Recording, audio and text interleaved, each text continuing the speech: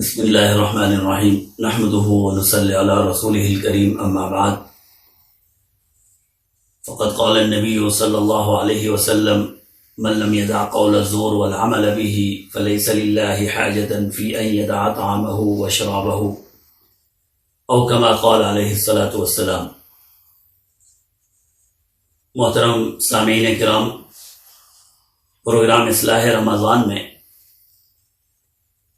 ہم اس بات کا تذکرہ کرتے ہیں کہ کس طرح ہم رمضان المبارک کے ان ایام کو قیمتی بنا سکتے ہیں اور کس طرح اپنی ذاتی زندگی میں اصلاح لا کر اس رمضان المبارک کی خیر برکتیں، اللہ کی رمضان المبارک میں موجود رحمتیں، مغفرتیں، بخششیں حاصل کر سکتے ہیں۔ پچھلے پروگرام میں بھی اس حدیث مبارکہ پر گفتگو ہوئی تھی کہ جناب نبی کریم صلی اللہ علیہ وسلم نے اس حدیث مبارکہ میں ارشاد فرمایا کہ جو انسان جھوٹ اور اس پر عمل یعنی خیانت، دھوکہ، کوئی بھی برائی نہیں چھوڑتا تو پھر اللہ کو بھی اس بات کی حاجت اور ضرورت نہیں ہے کہ وہ شخص کھانا اور پینا چھوڑ دے۔ اس حدیث مبارکہ کے الفاظ پر اگر ہم غور کریں تو اپنی زندگی میں تبدیلی نہ لانے والے انسان کے روزے کو جناب نبی کریم صلی اللہ علیہ وسلم نے روزے سے تعبیر نہیں کیا بلکہ کھانے اور پینے کے چھوڑنے سے تعبیر کیا ہے۔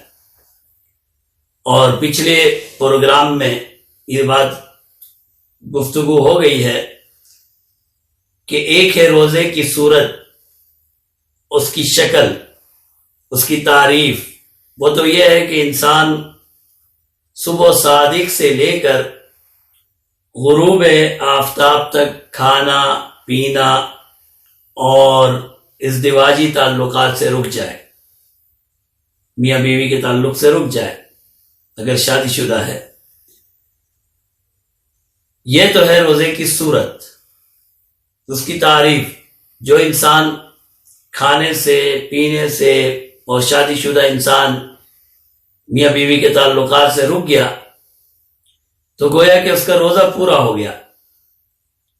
دنیا میں کسی بھی مفتی کے پاس جائے گا، وہ یہ کہے گا جی آپ کا روزہ ادا ہو گیا، اگر آپ نے نیت کر کے یہ شروع کیا تھا، ختم کر دیا، پورا ہو گیا۔ اور ایک ہے اس کی روح، روزے کا مقصد، وہ ہے اصل جس پر ہے اجر اور ثواب، اور وہ کیا ہے؟ اسے اللہ نے قرآن میں تقوی سے تعبیر کیا ہے کہ انسان اس بات کا عہد کر لے کہ میں نے اپنی زندگی میں اللہ کی اطاعت کو، فرما برداری کو اہمیت دینی ہے اور اللہ کی نافرمانی اور اللہ کو ناراض کرنے والے ہر کام کو چھوڑ دینا ہے۔ یہ ہے وہ روح اور تقوی جسے تعبیر تقوی سے کیا گیا کہ روزے کا سبق اور روزے کا درس ہمیں یہ ہے کہ اپنی زندگی کو اس طرح سے تبدیل کریں کہ ہم اللہ کی اطاعت اور فرما برداری کی طرف آ جائیں۔ اب جو انسان روزہ تو رکھ لیتا ہے لیکن زندگی میں اللہ کی اطاعت کو نہیں اپناتا، نماز کی پابندی نہیں ہو رہی، ذکر اذکار کی طرف نہیں آ رہا، جو اللہ نے فرائض اس کے اوپر رکھے ہیں، اگر مالدار ہے تو زکوٰۃ نہیں دے رہا، فرائض ادا نہیں کر رہا۔ اور اسی زندگی کا دوسرا پہلو یہ ہے کہ اللہ کی نافرمانیوں کو چھوڑ نہیں رہا۔ روزہ تو رکھ لیا لیکن اللہ کی نافرمانیوں کو نہیں چھوڑ رہا، تو صورتاً تو دنیاوی اعتبار سے تو یوں سمجھ لیں کہ اس نے روزہ حاصل کر لیا، لیکن اس روزے پر جو اجر اور ثواب مرتب ہونا چاہیے وہ ہوگا یا نہیں ہوگا، یہ تو پھر آخرت میں جا کر پتہ چلے گا۔ لیکن جناب نبی کریم صلی اللہ علیہ وسلم نے ارشاد فرمایا کہ ایسا روزے دار جو کھانا اور پینا تو چھوڑ دیتا ہے لیکن اللہ کی نافرمانیاں نہیں چھوڑتا، پھر کھانا اور پینے چھوڑنے کا بھی فائدہ کیا ہوا؟ روزہ تو ہو گیا دنیا میں لیکن اس پر اجر اور ثواب اور جو روزے کا مقصد اور روح تھی وہ اس نے حاصل نہیں کیا۔ بہرحال کوشش یہ کرنی چاہیے کہ روزے کے ساتھ اللہ کی اطاعت اور فرما برداری کو اہمیت دیں اور اللہ کی نافرمانیاں چھوڑ دیں۔ اب اس حدیث میں دو الفاظ استعمال ہوئے ہیں، قول الزور والعمل به۔ محدثین نے، علماء نے ان کی تفسیر میں قول الزور سے مراد ہر وہ گناہ لیا ہے جو انسان کے اندر موجود ہے، باطنی گناہ۔ باطنی گناہ اس کے دل کے گناہ، اس کے باطن کے گناہ۔ مثال کے طور پر جھوٹ ہے، مثال کے طور پر اس کے دل میں تکبر ہے، اللہ معاف فرمائے، اپنے آپ کو بڑا سمجھتا ہے، دوسروں کو یہ اہمیت ہی نہیں دیتا۔ کسی دوسرے مسلمان کے لیے حسد ہے، کسی کے ساتھ بغض ہے، کینہ ہے، دل میں صبح و شام بس یہی پلاننگ ہے کہ کسی طرح اس انسان کو نیچے کرنا ہے، اس کو نیچا کرنا ہے، اس کو نیچے دکھانا ہے۔ بد زنی ہے، لوگوں کے ساتھ بدگمانی رکھتا ہے، یہ تو میرا مخالف ہے، وہ تو میں بھائی کوئی ثبوت نہیں ہے، بس فضول کی بدگمانیاں ہیں۔ یہ سارے گناہ ہیں، یہ سارے ہمارے اندر موجود گناہ ہیں۔ کیا ہم روزہ رکھنے کے بعد یہ سارے چھوڑ چکے ہیں؟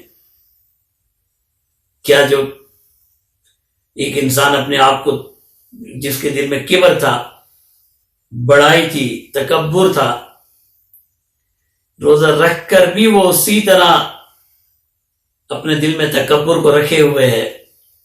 ایک انسان جس کے دل میں کسی دوسرے کے لیے حسد تھا، وہ اپنی زندگی کا جائزہ لے کہ اب کہاں کھڑا ہے۔ کیا ابھی بھی مسلمان بھائی کے لیے اسی طرح حسد اس کے دل میں ہے؟ اپنے رشتہ داروں سے اسی طرح پہلے بدگمان تھا کہ اب بھی وہ بدگمانی باقی ہے؟ اگر یہ سب چیزیں باقی ہیں تو ابھی تک ہماری اصلاح نہیں ہوئی، ہم نے وہ روزہ نہیں رکھا جو ہمارے رب کو ہم سے مقصود ہے، جو اس روزے کی روح ہے۔ وہ تو یہ تھا کہ اللہ کے لیے سب گناہوں سے پاک ہو جائیں گے، چھوڑنے کی کوشش کریں گے۔ اگر ہمارے اندر کے یہ گناہ اب بھی نہیں مرے تو اس کا مطلب یہ ہے کہ ہم نے روزے کی جو روح ہے اسے اب تک حاصل نہیں کیا۔ تو قول الزور، ہر باطنی گناہ، جتنے گناہ آپ سوچ سکتے ہیں اب معلوم ہوں گے سب کو۔ والعمل به، جسمانی گناہ، ظاہری گناہ۔ جس طرح ظاہری گناہ چھوڑنے کی ضرورت ہے، اسی طرح باطنی گناہوں کو بھی چھوڑنے کی ضرورت ہے۔ اس میں صرف یہ نہیں ہے کہ خیانت نہیں کرنی، رشوت نہیں لینی، بلکہ روزے کا تقاضا یہ ہے کہ زنا کے الحمدللہ نہیں ہو سکتا مسلمان جائے، لیکن زنا بھی نہیں کرے، جی، کسی دوسرے کے اوپر ظلم بھی نہ کرے، کسی کو نقصان بھی نہ پہنچائے، کسی کے ساتھ کسی کی عزت پر حملہ بھی نہ کرے، کسی کو گالی بھی نہ دے۔ یہ بھی گناہ ہے۔ صرف یہ نہیں ہے کہ آپ نے خیانت چھوڑ دی تو آپ سمجھ رہے ہیں کہ جی میرا روزہ ہو گیا۔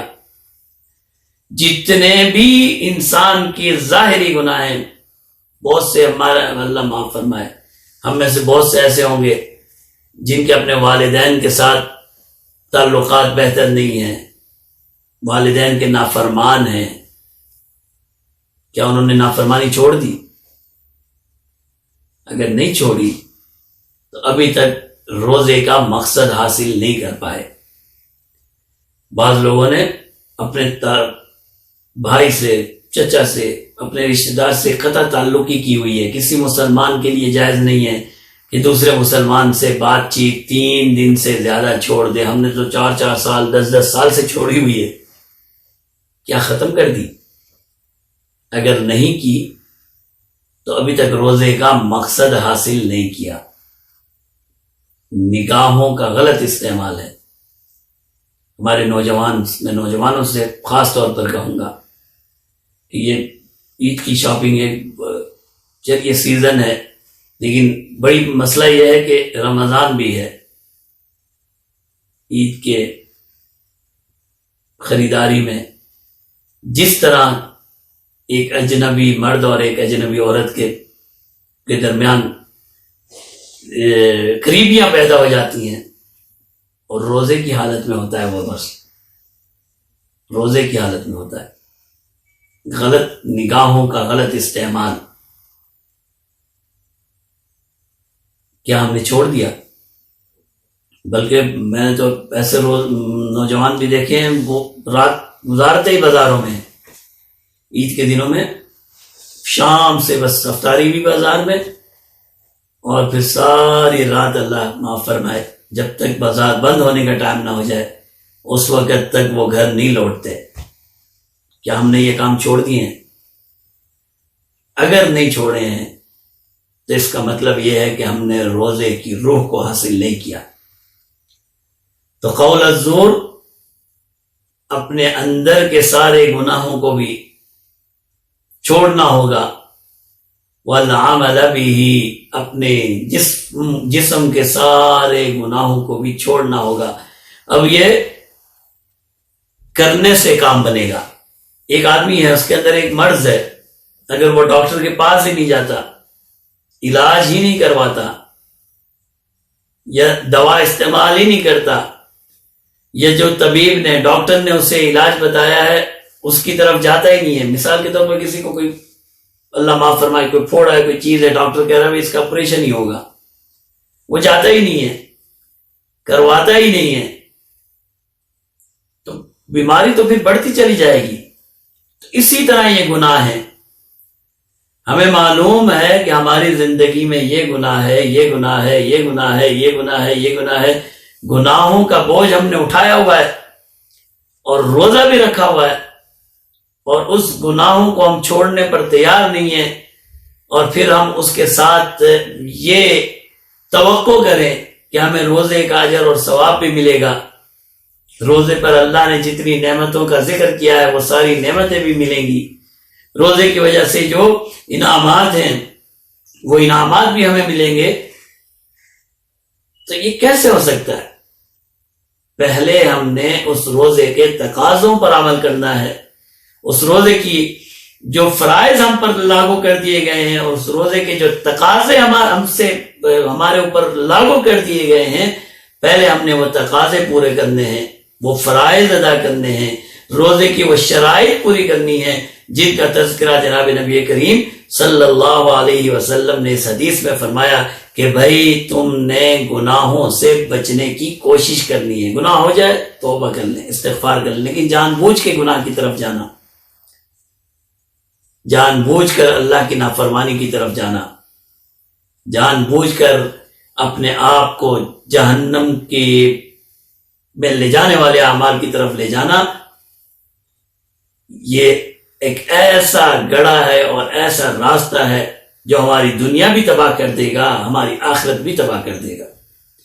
تو اللہ رب العزت سے دعا ہے، اللہ رب العزت ہمیں یہ توفیق عطا فرمائے، ہمیں یہ ہمت عطا فرمائے کہ ہم اللہ کے لیے جس طرح روزہ رکھ رہے ہیں، جس طرح ذکر کر رہے ہیں، جس طرح تلاوت کر رہے ہیں، جس طرح کوشش کر کے ذکر اذکار میں زندگی بسر کرنے کی کوشش کر رہے ہیں، اسی طرح اللہ ہمیں یہ توفیق عطا فرمائے کہ ہم اللہ کے لیے اپنی زندگی کی غلاظتوں کو اور گناہوں کو بھی چھوڑنے پر تیار ہو جائیں.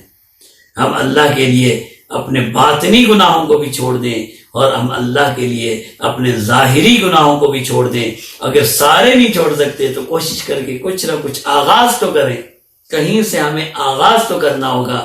تو آئیے آج سے یہ تہیہ کر لیں کہ ہم اللہ کے لیے گناہوں کو چھوڑنے کی کوشش کریں گے. کم سے کم اتنا تو کر لیں کہ جب تک رمضان موجود ہے ہم اس رمضان کے احترام میں اور اس روزے کے احترام میں کوشش کریں گے کہ جو گناہ ہماری زندگی میں موجود ہیں ہم انہیں ترک کر دیں. اللہ رب العزت ہم سب کو توفیق عطا فرمائے. وآخر دعوانا الحمدللہ رب العالمین.